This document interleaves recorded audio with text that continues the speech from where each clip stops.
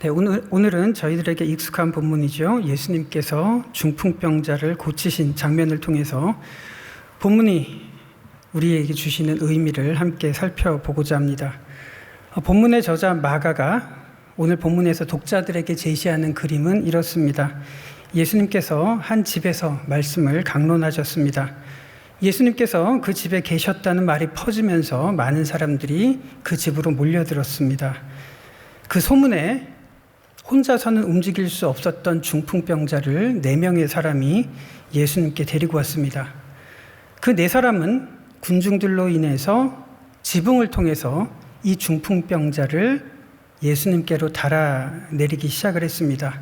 그리고 예수님께서 그 중풍병자를 고쳐주셨고요. 그 모습을 보던 율법학자였죠. 서기관들이 이 사건에 대해서 몹시 반감을 가졌습니다.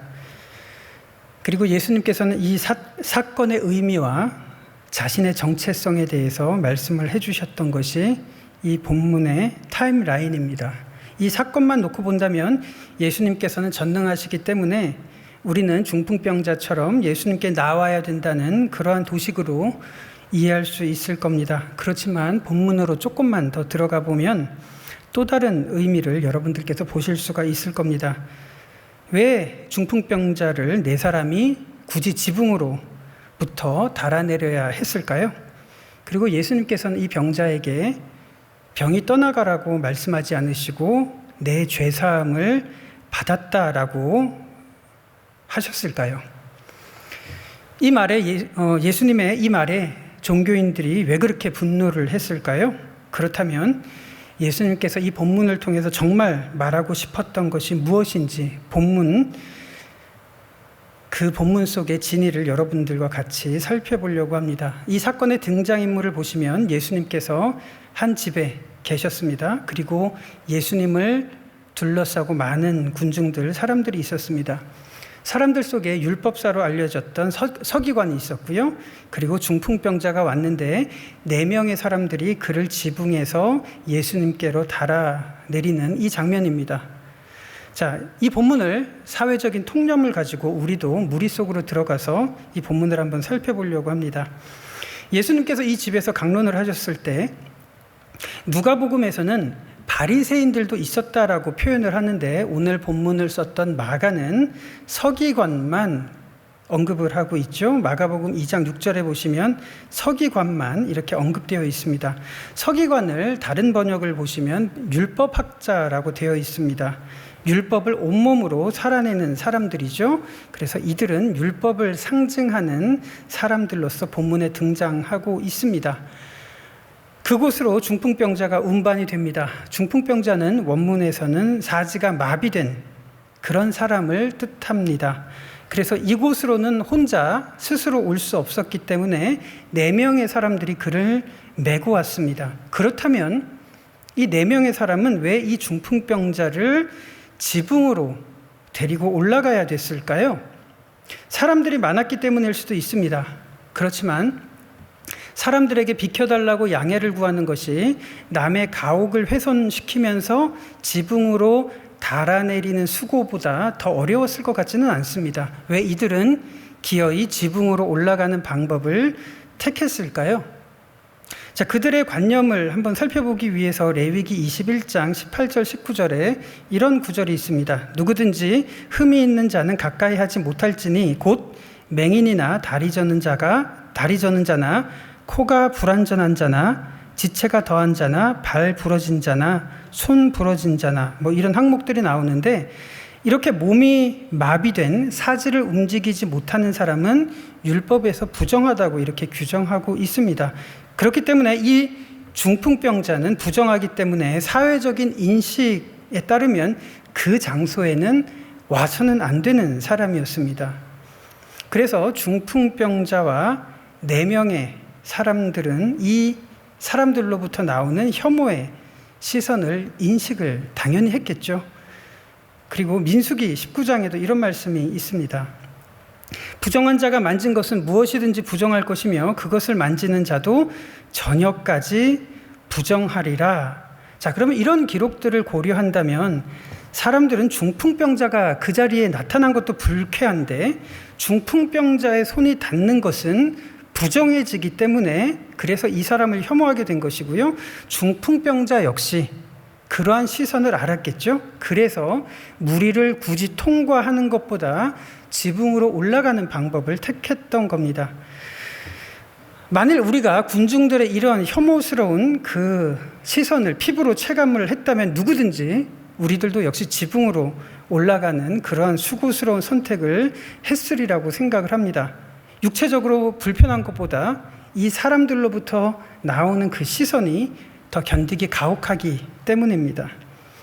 자, 중풍병자 앞에 서 있었던 이 무리들, 군중들은 어떤 사람이었을까요? 객관적으로 본다면 그들은 하나님의 선민, 거룩한 백성들일 겁니다. 그러나 이 중풍병자의 시선에 이 사람들은 인격적인 관계나 아무런 감정의 교류가 없는 그저 서 있는 물체에 불과했었을 겁니다. 장벽처럼 보이지 않았을까요?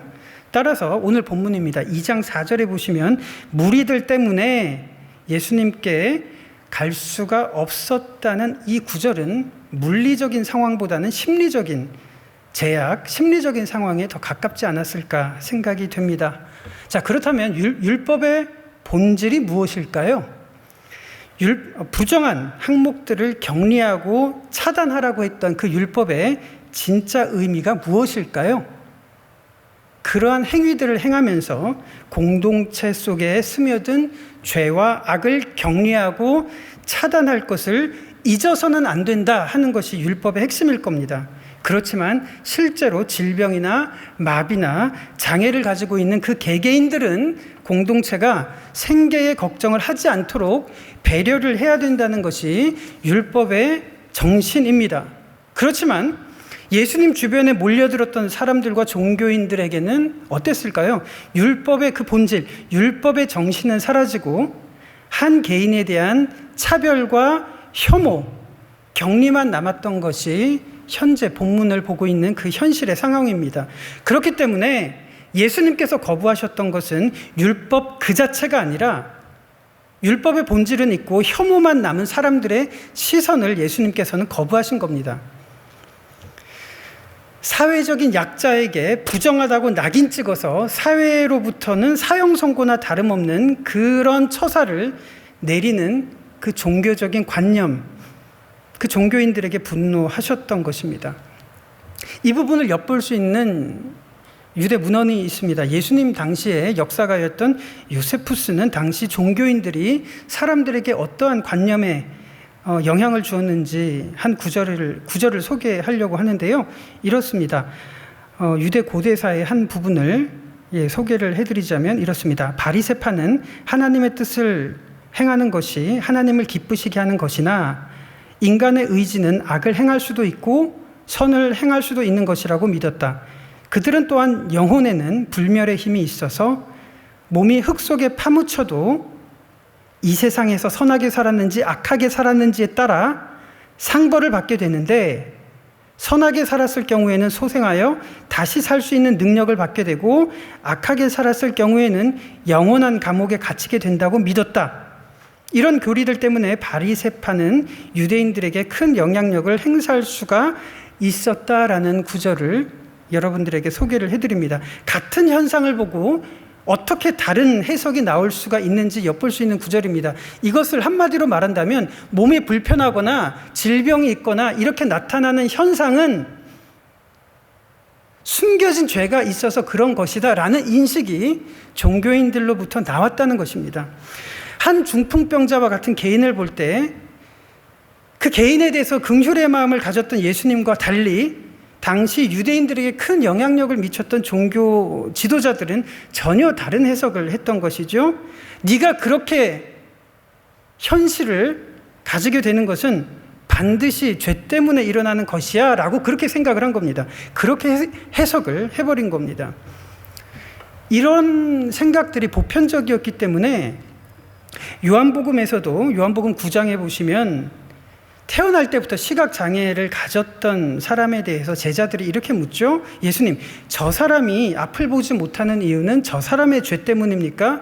아니면 저 사람의 부모의 죄 때문입니까? 이러한 해석들이 보편적인 관념이었다는 것입니다. 그러니까 이 한 중풍병자가 찾아왔을 때, 그 군중들 속으로 왔을 때 이 중풍병자에 대한 해석은 이런 것이죠. 부정하다는 것을 넘어서 남모르게 숨겨진 죄가 있을 거야 라고 그렇게 생각을 했습니다. 그 죄의 결과로 당신은 그렇게 된 것이야. 그러므로 당신은 격리되어야 되고 사회로부터 차단되는 것이 마땅하다는 그러한 소름 끼치는 시선이 그들 속에 자리 잡고 있었다는 것입니다. 그런 종교인들이 2장 7절을 한번 보시면 이렇습니다. 신성모독, 오직 하나님, 이런 말들을 운운하는 것은 이 사람들이 정말 하나님을 공경하기 때문이 아니라 자신들의 생각을 합리화하는 수단으로 하나님은 동원되어야 됐던 것입니다. 다시 말해서 하나님은 그들에게 정당성을 부여하는 도구일 뿐이었습니다. 그때 예수님께서는 이러한 흥미로운 표현을 하시죠. 2장 5절입니다. 2장 5절을 보시면 이렇습니다. 예수께서 그들의 믿음을 보시고 중풍병자에게 이르시되 작은 자야 내 죄사함을 받았느니라 라고 말씀을 하십니다. 이 구절에서 예수님께서 사용하신 특이한 단어는 작은 자라는 말입니다. 문자 그대로 한다면 어린아이라는 뜻인데요.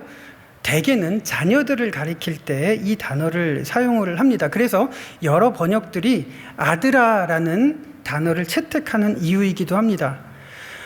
자, 그런데 그에게 말씀하시기를 내 죄사함을 받았다라고 예수님께서는 선언을 하시죠. 왜냐하면 그 근거는 5절을 보시면 4명의 사람들이 이 하나님의 아들을 데리고 오는 장면에서 그들의 믿음을 예수님께서 보셨기 때문입니다. 그런데 참 이상하죠?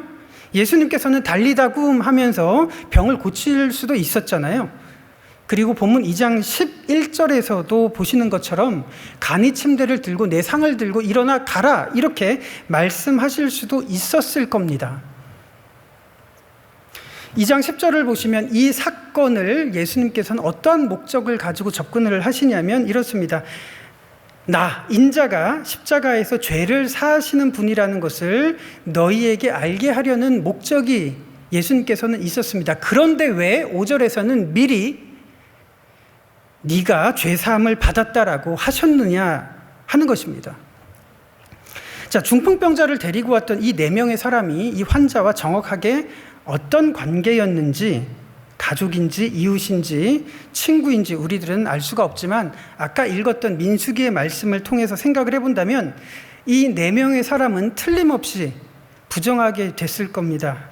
왜냐하면 중풍병자의 손길이 닿지 않을 수가 없었으니까요. 이들 역시 부정한 사람이 되었고 혐오의 대상이 됐을 겁니다. 그렇지만 이 4명의 사람의 믿음은 이것이겠죠. 자신들이 당하게 될 사회의 시선보다 사회적으로는 사형 선고나 다름없는 율법의 낙인, 부정한 취급을 받아서 현실의 절박함으로부터 이 사람을 구해내는 것이 훨씬 더 중요한 문제였다는 것을 이 4명의 사람은 지금 온몸으로 말하고 있는 것입니다. 그렇다면 예수님께서 말씀하신 죄사함, 이것의 의미는 무엇일까요? 이런 마음으로 사람들을 향할 때 예수님의 죄사함의 권세가 임하는 것이지 종교적인 관념으로 구분하고 혐오하고 배척하고 격리하는 것을 통해서 결코 죄사함의 권세가 나타날 수 없다는 것을 지금 예수님께서는 말씀하고 계시는 것입니다. 그 의미로서 죄사함이라는 단어 속에 포함되어 있는 것입니다. 그래서 예수님께서는 이 앞장 마가복음 1장에 보시면 베드로의 장모의 열병을 고쳐주실 때 말씀만 하지 않으시고 손을 잡아서 일으켜 주셨습니다. 그리고 가장 부정한 대표적인 상징이었던 나병 환자를 직접 손을 대셔서 고쳐주셨습니다. 율법에 따르면 예수님께서 손을 대셨기 때문에 예수님도 부정할 텐데요. 예수님께서는 이것을 모르셨을까요? 너의 죄사함을 받았다라는 것은 정확하게 이런 의미가 있을 겁니다. 종교인들의 관념으로 규정당한 이 부당한 혐오와 배제, 그리고 사회로부터의 격리, 이것에 대항해서 너는 결코 죄인이 아니며 하나님의 아들이라는 것을 선언하는 의미가 지금 내가 죄사함을 받았다는 이 말 속에 담겨 있는 진짜 의미겠죠. 이 말씀을 하신 이후에 예수님께서는 종교인들로부터 어떤 취급을 받을지 예수님께서는 알고 계셨는데 말이죠. 그 의미를, 그 행간에 담긴 의미를 종교인들도 알았기 때문에 7절과 8절에 보시면 종교인들이 난리를 치는 겁니다. 신성모독, 하나님 한 분, 이런 것들을 운운하면서 예수님에게 분노를 했던 겁니다. 왜 그럴까요? 자신들의 종교적인 관념의 정당성이 훼손이 됐기 때문에 그렇습니다. 이 사건을 조금만 더 들여다봤으면 좋겠습니다. 종교인들이 규정했던 이 관념으로 인해서 부정하게 된 중풍병자가 오늘 본문에 등장하기까지 이 사람이 그동안 얼마나 고통스러운 삶을 살았을까요? 사회로부터 격리를 당해야 됐고, 그러한 냉대의 시선을 당하는 동안에 이 중풍병자는 어떻게 생계를 유지했을까요? 이 중풍병자에게 만약에 가족이 있었다면, 이 사람이 가장이었다면 이 가족들이 견뎌야 됐던 삶의 무게는 얼마나 무거웠을까요? 종교인들이 규정했던 것은 지옥에 대한 관념이었지만 중풍병자의 현실은 지옥 같은 하루하루를 살아내는 것이었을 겁니다. 그래서 예수님께서는 이 중풍병자에게 관념적으로만 다가가시지 않으신 것입니다.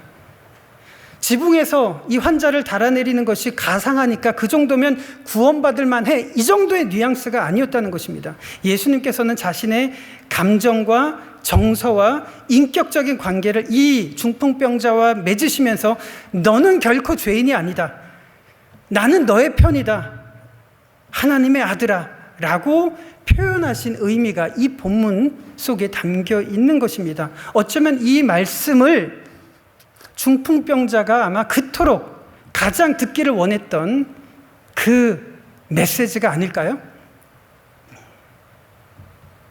500년 전에 중세교회는 지옥을 이렇게 생각을 했습니다. 정확하게 500년 전에 그려진 프라 안젤리코가 그린 지옥이라는 모습입니다. 가만히 살펴보시면 마귀가 있고요, 잘못한 사람들을 이렇게 벌주는 모습이 고스란히 그려져 있습니다. 500년 전에 교회는 이것이 지옥이라고 사람들에게 가르쳤습니다.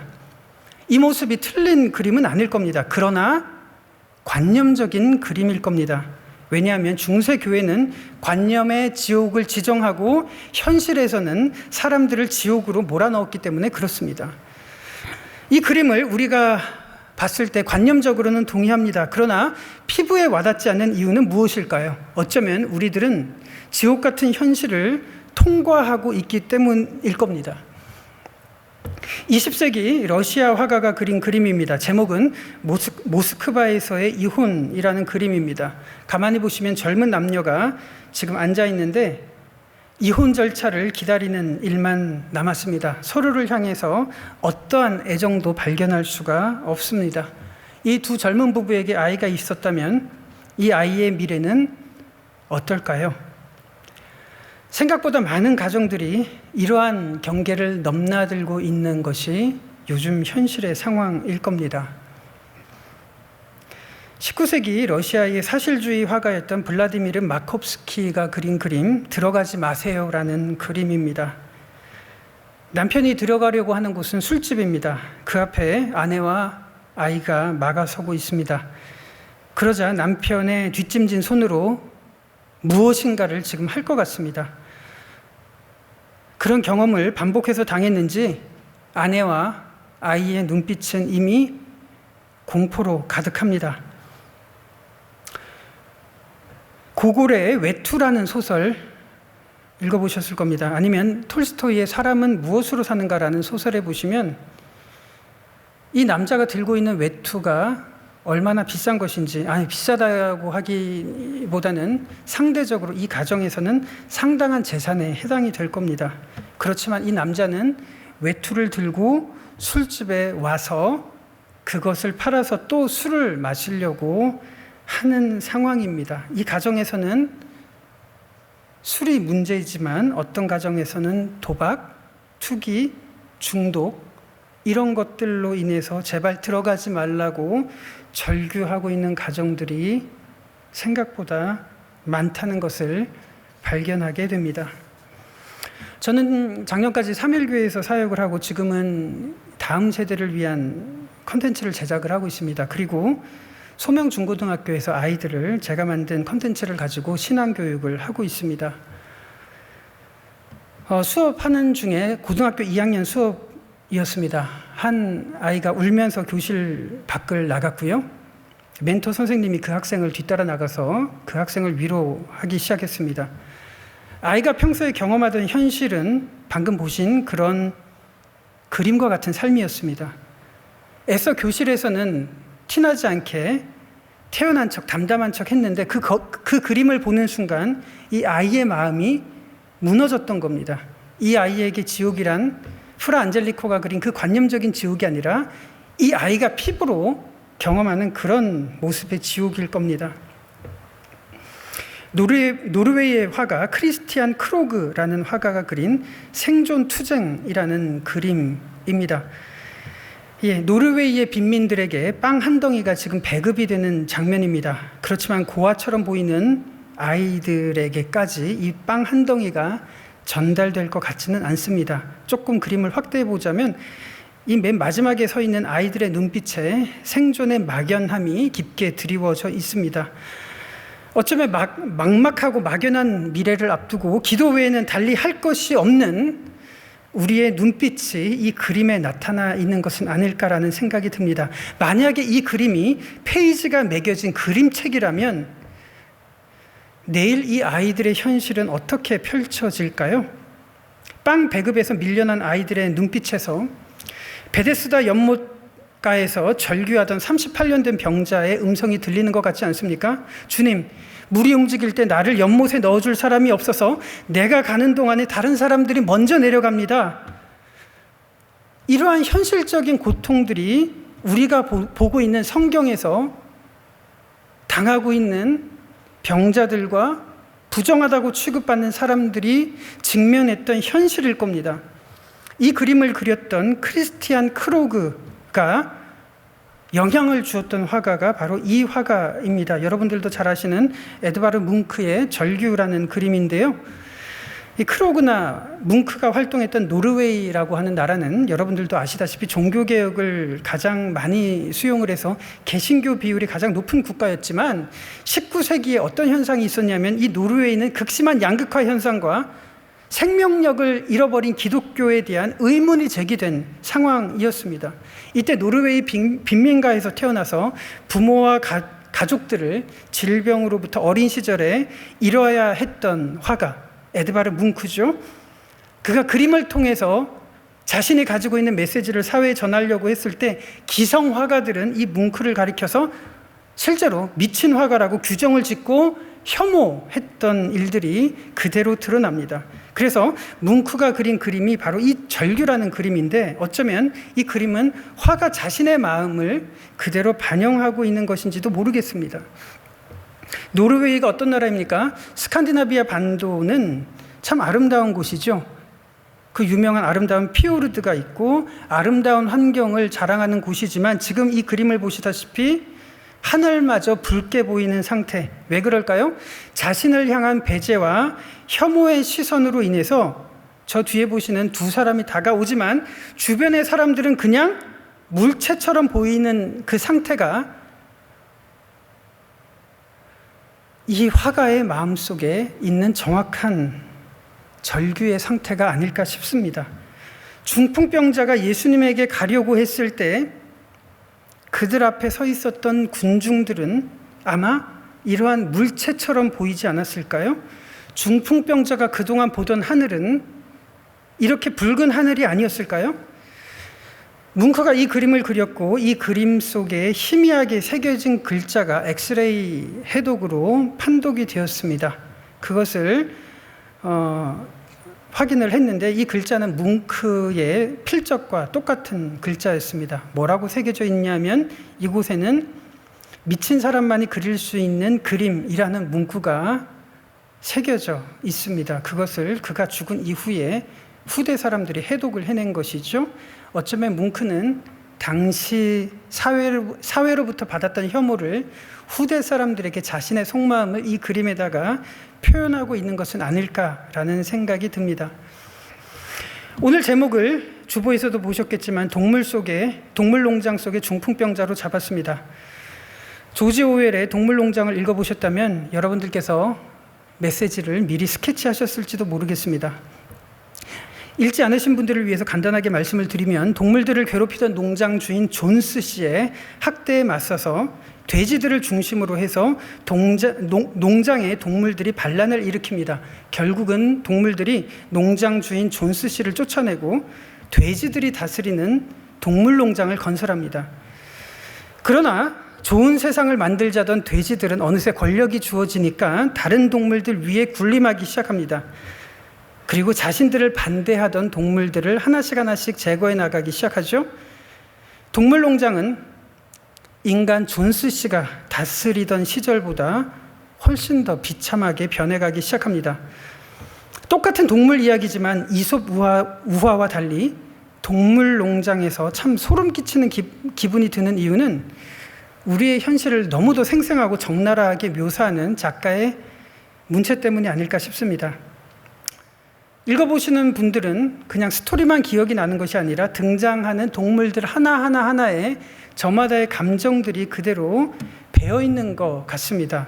나폴레옹, 스노볼, 스퀼러, 뮤리엘, 벤자민, 핀처, 제시, 클로버, 복서, 이런 이름만 들어보면 감정들이 먼저 반응한다는 것을 느낄 수가 있을 겁니다.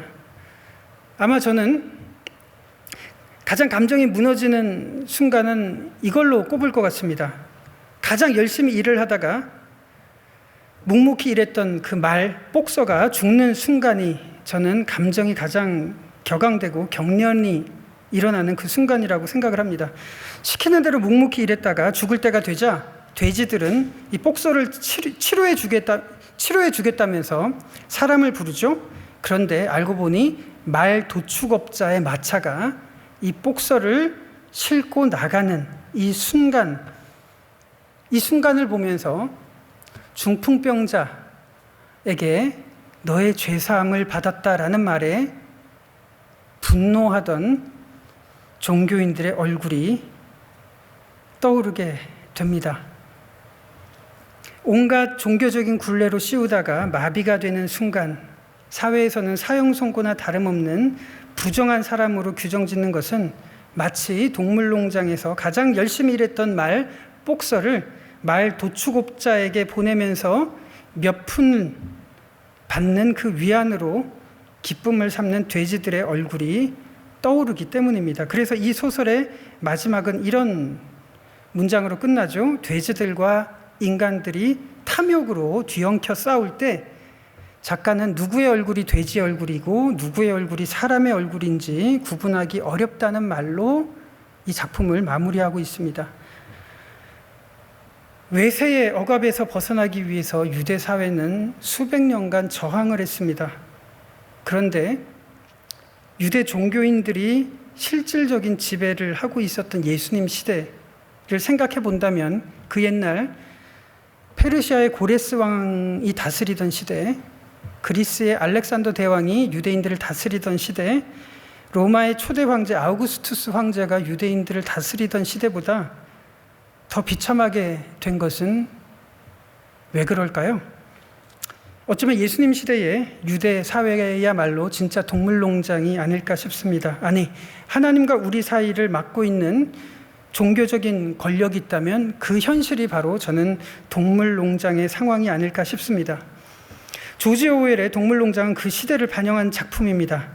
각기 동물들은 시대를 상징하고 있습니다. 그러나 당시 영국 교회를 상징하고 있는 캐릭터가 등장하는데 바로 모세라는 이름을 가진 까마귀가 등장을 합니다. 조지 오웰은 바로 당시 영국 교회의 모습을 이 까마귀 모세를 통해서 소개를 하고 있습니다. 그 내용을 소개하자면 이렇게 한 부분을 여러분들에게 소개해 드릴 수가 있을 것 같은데요. 제가 잠깐 읽어보도록 하겠습니다. 존스 씨의 특별한 애완동물이었던 모세는 염탐꾼이면서 고자질쟁이였지만 또한 영리한 달변가였다. 그는 얼음사탕 산이라는 모든 동물들이 죽어서 가는 신비로운 나라의 존재를 안다고 주장했다. 그것은 저 하늘 높이 구름 너머 조금 떨어진 어딘가에 위치해 있다고 모세는 말했다. 얼음사탕 산에서는 한 주 7일 내내 일요일이었고 잔디가 펼쳐져 있고 각설탕과 먹을 것이 주변에 가득 자란다고 했다. 동물들은 모세가 말만 하지 일은 하지 않았기에 싫어했지만 그들 중 일부는 얼음사탕 산을 믿었다 라는 구절이 있습니다. 다른 동물들이 지옥 같은 현실을 경험했을 때 언제나 권력자 편에 서서 얼음사탕 이야기만 하던 까마귀 모세와 같은 종교인들을 염두에 두시고 예수님께서는 중풍병자에게 이렇게 말씀하셨죠. 아들아, 너는 죄사함을 받았다. 딸아, 나는 너의 편이다. 예수님께서는 그렇게 담대한 선언을 본문에서 하고 계셨습니다. 말씀을 마무리하려고 합니다. 오늘 중풍병자처럼 혹시 여러분들께서도 사람들이 쳐놓은 관념의 사슬로 인해서 어쩔 수 없이 지붕 위로 올라가서 예수님께 나아가려고 했던 그런 경험이 있으신 분들이라면 사람들이 만들어 놓은 관념의 저주들, 다시 말해서 이런 굴레들이겠죠. 평소에 신앙생활을 하니까 그 모양이다. 네가 평소에 하던 그 모습이 지금 이렇게 만든 거다. 죄 때문에 그런 거다라는 혐오 속에서 절망하셨던 분들이 계시다면 예수님 말씀에 귀를 기울이셨으면 좋겠습니다. 아들아, 딸아, 너는 죄사함을 받았느니라. 나는 너의 편이다. 그것이 오늘 본문이 우리들에게 주는 진의가 아닐까 생각을 합니다. 내 모습 그대로 주님께서 받아주신다는 상태, 그것이 복음이고 은혜가 아닐까요? 이런 시선으로 세상 사람들을 대할 때 바로 예수님께서 이 사건을 통해서 드러내시려는 목적, 그리스도의 십자가가 죄를 사하는 권세가 있다는 것을 바로 우리들을 통해서 세상에 나타내시리라고 확신을 합니다. 마지막으로 이 찬송을 함께 여러분들과 부르기를 원하는데요. 이 찬송은 본문의 내용과 참 맞물려 있습니다. D.L. 무디가 영국에서 복음을 전하다가 어떤 한 명이 복음 초청에 나오지 못하고 있었습니다. 그 이유는 아무리 생각해봐도 자기 자신을 하나님이 받을 것 같지 않다는 그런 두려움 때문이었다고 합니다. 그런데 결국은 그분의 있는 모습 그대로 하나님께서 받아주신다는 사실을 깨닫고 복음을 영접했던 누군가의 간증이 무디와 함께 했던 찬양 사역자 아이라 생키의 귀에 전해져서 곡을 붙여서 만든 찬송가입니다. 이 시간에 다 같이 일어나셔서 이 찬송을 불렀으면 좋겠습니다. 여러분들의 있는 모습 그대로를 사랑하시고 너는 내 편이다, 나는 너의 편이다 라고 고백하시는 하나님의 음성에 귀를 기울이시면서 이 찬송을 하도록 하겠습니다.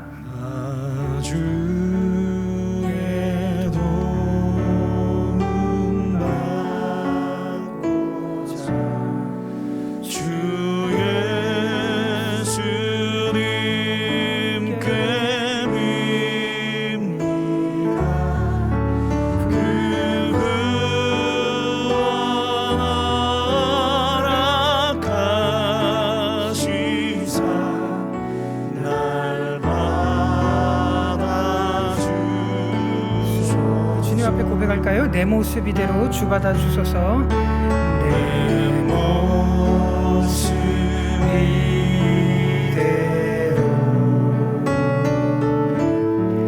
주 받아 주소서. 날 위해 돌아가신 주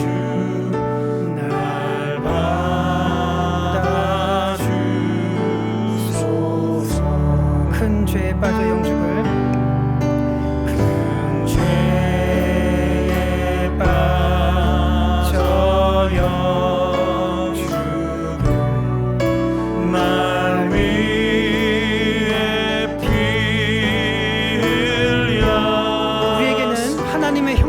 담겨 있다는 것을 믿으시길 바랍니다. 상대로 빚으사 날마다 다시 고백할까요? 내 힘과 결심 약하여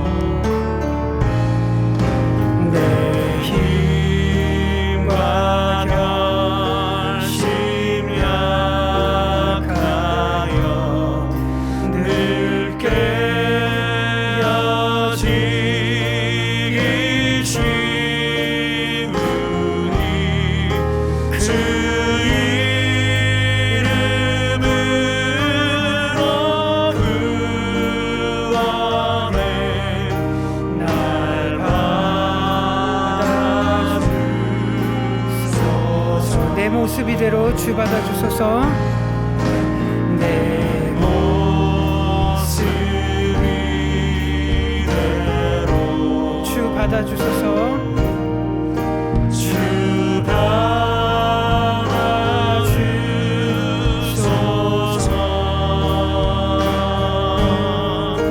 날 위해 돌아가신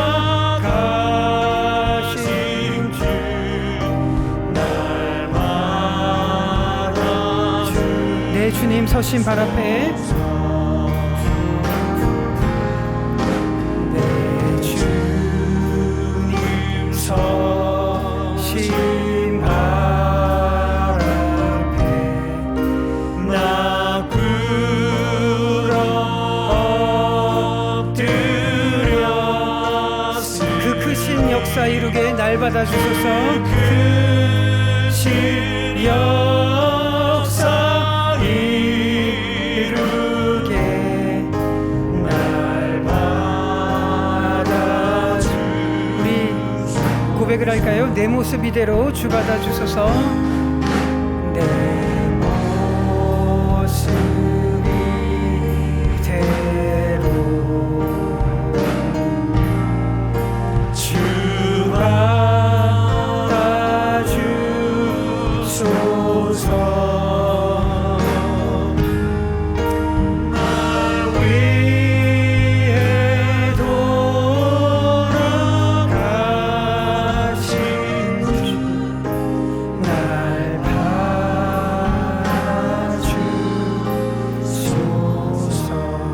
제가 잠깐 기도하겠습니다.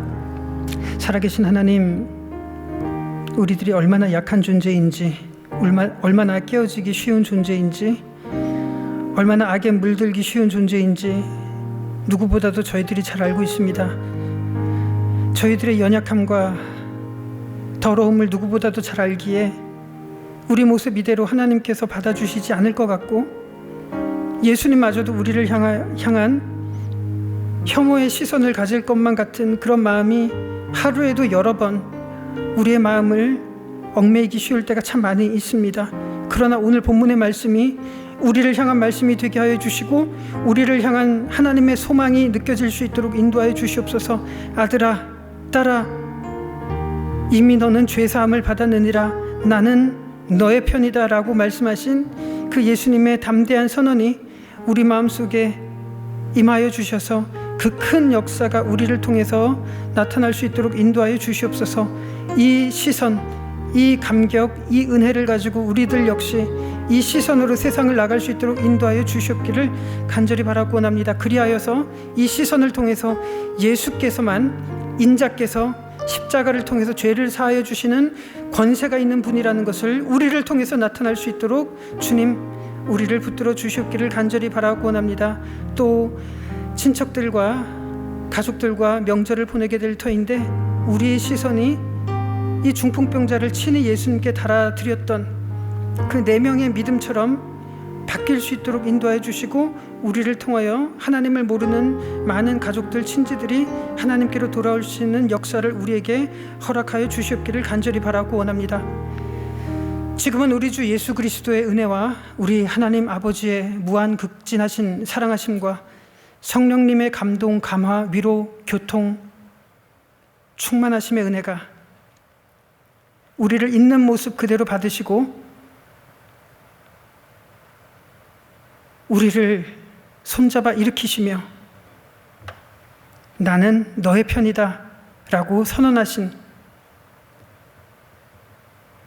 그 하나님의 은혜 앞에 우리의 인생을 내어드리기로 다짐하는